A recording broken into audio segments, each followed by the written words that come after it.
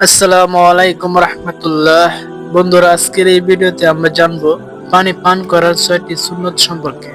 বন্ধুগণ, আপনারা হয়তো অনেকে জানেন মুসলমানের প্রত্যেকটা কাজই হলো ইবাদত, যদি সেটা হয় আমাদের প্রিয় নবী হযরত মুহাম্মদ সাল্লাল্লাহু আলাইহি ওয়াসাল্লামের তরিকায়। বেঁচে থাকতে হলে পানি পান করার প্রয়োজন হয়, পানির প্রয়োজন হয়। তো বন্ধুগণ, একজন মুসলমান হিসেবে পানি খাওয়ার অথবা পানি পান করার 6টি সুন্নত সম্পর্কে প্রত্যেকেই জানা উচিত। তো বন্ধুরা, চলুন আমরা জেনে নিই এই পানি পান করার 6টি সুন্নত কি। নাম্বার 1, বসে পানি পান করা। নাম্বার 2, ডান হাতে পানি পান করা। নাম্বার 3, পানি দেখে পান করা। নাম্বার 4, বিসমিল্লাহ বলে পানি পান করা। নাম্বার 5, 3 নিঃশ্বাসে পান করা।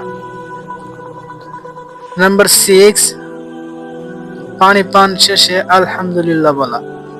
তো বন্ধুগণ, এই ছিল পানি পান করার 6টি সুন্নত। এই 6টি সুন্নত অত্যন্ত সহজ, এটি কোনো ভারী বোঝার কাজ না, এটি কোনো কঠিন কাজ না। তো জাস্ট মুসলমান হিসেবে আমরা এই পানি পান করার সময় এই 6টি বিষয় খেয়াল রাখবো, তাহলে ইনশাল্লাহ আমরা অনেক অনেক সওয়াব পেয়ে যাব। তো বন্ধুগণ, ভিডিওটি ভালো লাগলে একটা লাইক দিয়ে দিবেন, আর এরকম ইসলামিক ভিডিও পেতে চ্যানেলটিকে সাবস্ক্রাইব করতে কিন্তু ভুলবেন না। ধন্যবাদ। সবাই ভালো থাকবেন, সুস্থ থাকবেন। আসসালামু আলাইকুম।